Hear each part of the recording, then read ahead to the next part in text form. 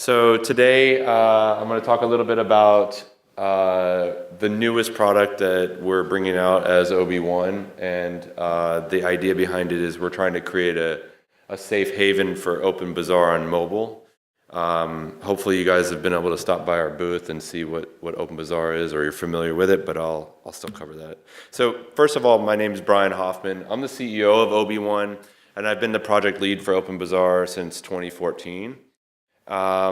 My background before that was primarily in encryption technologies, secure messaging, things like that. So doing cybersecurity work, which is what led me into understanding Bitcoin and learning about that. And then I quit doing that after a decade when we started OB1 and got venture capital funding for that company so that we could continue working on OpenBazaar full time. What is OpenBazaar? OpenBazaar is pretty much at its heart an open source project of developers all around the world working on a protocol for commerce. Initially, it wasn't really thought of as like an application, so to speak, that you could download. It was more of like, how do we take existing technologies and create some kind of set of rules for people to do commerce? And it would kind of be like the TCP/IP of e-commerce, so that people could do free trade online. Because ideally, when you think about like what eBay or Amazon provide at its core is really just a way to matchmake people across the internet. Like, I want to sell something, I want to buy something. We all come to some central marketplace and we do business. And then for that pleasure, for that convenience, they take a fee out of your transaction. But we have technology now that can do that without the middleman. Like, it's not required. And crypto was kind of the missing piece of that. And so OpenBazaar is, how do we take peer-to-peer technology, the internet, encryption, cryptocurrencies, and create a open and free experience controlled by the users, not by the corporation. So just some like quick stats on like how OpenBazaar is doing at this point. So I said we started in 2014. We've had several versions, but our latest version we launched early last year. These numbers are actually out of date. I think we have 150,000 nodes. So I did this presentation in, I guess you were there. It was like a couple weeks ago, right? Miami? Yeah, not that long ago, but we're already at 150,000 nodes now. And you can kind of see where we're at. In terms of dApps, I mean, this is pretty good for a non-exchange based dApp. Like, most dApps are not seeing much traffic, but we get anywhere between 400 and 1,000 new people onto the platform, like checking it out and using it and running it. So that's actually pretty good, especially for just a desktop app. It doesn't run in a web browser yet. And then what I'm talking about today is mobile, obviously. We did just launch something called multi-wallet, and it sounds kind of generic, but it's something we worked on for about 6 months. And the reason why we feel like it's like a super important thing is that it's completely open source, and it is a wallet that allows you to do anything a normal wallet can do, but it supports Bitcoin, Bitcoin Cash, Litecoin. It's going to be very soon supporting Ethereum and ERC20 tokens, and it's expandable. And we're also working on Monero and hopefully like Lightning. And there's really not a very good framework for developers to build on top of if they want to build a dApp that supports all of those wallets. Generally, it's like ETH and ETH related currencies, or it's Bitcoin and only Bitcoin, but this covers all those. And we think it's going to be really powerful for people to build dApps going in the future. So it was an important investment on our side that we're giving back to the community. And this is a little bit more about what that is. So at OpenBazaar's core, when we came to this realization early last year, when if you've been in the space long enough, you remember that the fees were going very high for Bitcoin. It was very hard to transact in Bitcoin on chain because you want to buy a t-shirt on OpenBazaar and it costs $50 in fees to move the $15 of Bitcoin. No one's going to use the marketplace. So we ended up in this very like emergency situation. And we realized that like the reality is that the world is moving into this multiple currency future. Now, whether you're on the maximalist side of this argument or not, a lot of people say it's all going to converge into one currency. For the time being, it's just not a reality.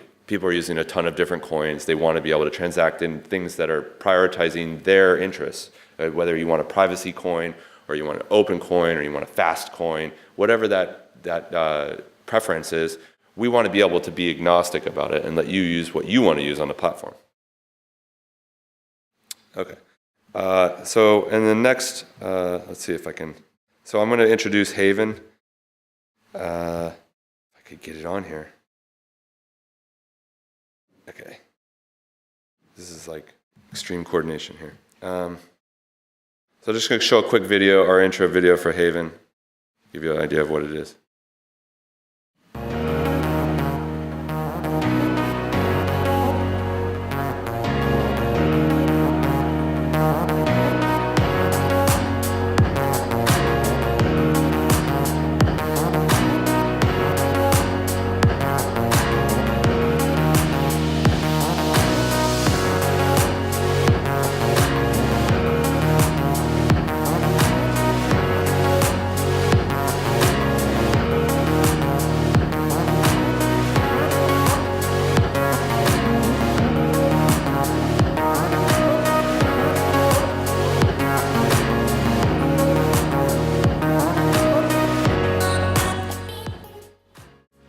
So that's a quick teaser video for what I'm going to talk about now, which is Haven. So Haven, it means a place of safety or refuge. I think like in this era, like we know that like all these platforms are taking too much control of our lives. They're violating our privacy. They're deplatforming our businesses.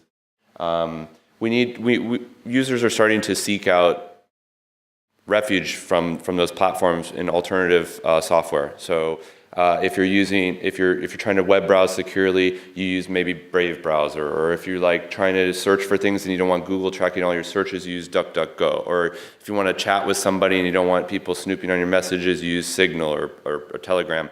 But where do you go to like privately shop or run your e-commerce business? I mean, there just really is no alternative, and so Haven is an option for that niche. So I just kind of reiterated this slide, but anyway. So Haven Mobile, like what's interesting about that? So we are heavily inspired by the concept that is happening in China, the phenomenon around WeChat, if you're familiar with that. It's kind of a super app, and it's used everywhere by everyone, but it's pretty much like a government-sanctioned app. Like, it's very convenient for the government to basically just slurp up everything that you do in life, whether it's payments or social or chat or whatever. And so this is kind of like a crypto version of that is completely decentralized and completely private. And the four main pillars of like what the app provides are shopping. So it plugs into the OpenBazaar network. It actually uses the OpenBazaar code, so it's completely interoperable with that. If you run a store on the desktop, people with the mobile app can buy from you and vice versa. And everything you can do on the desktop can be done on the mobile, creating store instantly. And eventually we're going to be doing like trading crypto as well through the platform.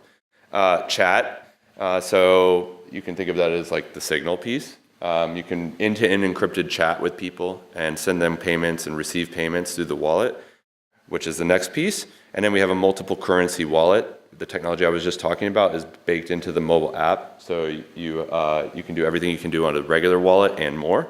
And then the newest piece of OpenBazaar, which doesn't actually exist in the desktop yet, is social. And so on the social piece, you can think of it as sort of an Instagram type social network, which doesn't really exist right now. And it doesn't, unlike other decentralized social networks, it doesn't cost to post or to like things. It's all completely open and free. And shopping. So shopping, it integrates OB1 search. So something that we've very early on found out is that doing decentralized search is like a really challenging problem. You have data that exists on mobile devices, desktop computers, different internet connections. Someone in Africa has a listing for bicycles and you're in North America and you're searching, and all that has to be done in real time. That's like why Google exists, right? Like they index the web for you, optimize it, make search painless. So we had to create the ability for people to create third-party search engines. So this piece is actually somewhat centralized, but there's really no alternative in the decentralization space. And OB1 search is what we provide within this Haven app. and it's super fast. It helps you find whatever you're looking for. Advanced checkout. So if you're not familiar with OpenBazaar, one of the most powerful features is our moderation and escrow.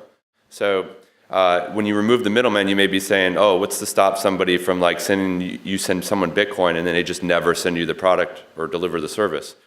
OpenBazaar uses multi-signature transactions to create like an escrow account. So when I buy something from you, I put money into the escrow account. When you ship me the good and I receive it, I can unlock those funds to you and then you get paid. So that way there's no need for a middleman. The smart contract is essentially the middleman. And that's all available within the mobile app as well. And then powerful payments, you can use all these different currencies now. It's up to you what you want to accept for your goods and services. Chat. So this doesn't pass through any servers. So if you want to talk to somebody over OpenBazaar chat network, it's completely private and it's only stored on your device. So the mobile app is actually like a complete full OpenBazaar node. It's not remotely talking to a server over an API or doing anything funky like that. It literally, every piece of data that you generate exists on your device and your device only, unless it's public, obviously, like if you're trying to sell something, that information is searchable, but not your private content. So you own the private content. Only the need-to-know parties have the information about you, about what you're buying, what you're searching for, what you're talking about. The wallet. It's a pretty cool wallet. We think it's pretty. It's pretty comparable with like normal wallets, but obviously it goes beyond that in the marketplace and everything. In the future, we're looking to do like atomic swaps, so you can swap coins with people directly using the wallet. So we're hoping to release that at some point. And then finally, social. There really isn't like a great social network, decentralized, that's out there. There's things like Steam and others that are trying to like kind of like do the Reddit posting, but this is actually super flexible. Like right now within the mobile app, it's kind of displayed as like an Instagram, so there's likes and reposts and sort of like a Twitter feeling, but the protocol actually supports like long form content, and eventually we want to be able to do monetize long form content. So you could almost create like a medium on top of OpenBazaar for doing blog posts and expand that way. So that's kind of the longer term vision that we're heading towards. So this is a quick timeline of like how we've come along. You can see we started all the way in 2014, and it seems like it's been a long time to get to where we're at, but you have to realize in 2014, the highest crowdfunded project or company was $50,000, and that's hardly enough to sustain one developer for a year in the current ecosystem. Now people are raising $4 billion for EOS. It seems silly. But we've been working on these really tough, challenging problems for many, many years, and we're just finally starting to see this work in a reasonable way, so that we can actually compete with the centralized counterparts. So, kind of in closing, our mission really at OB1 is to bring privacy and cryptocurrencies to the entire world, and we're doing it through mobile. Eventually, we're going to be at web. We want everybody to be able to use this, not people that just have really powerful machines or people that live in privileged first world countries. We want to see people trading and using the app everywhere on the globe. When we launched OpenBazaar 2.0, our latest version, on day one we were in over 190 different countries with users. Like there's no marketplace in the world that can do that on day one unless you're doing it in a decentralized fashion. So, and to that point, privacy and free trade is really a fundamental human right. We deserve that. And so we now have the technology to enable that, and that's what we're working on. So thank you. If you want to find out more, you can go to openbazaar.org or openbazaar.com. We have all these different social platforms that we're on.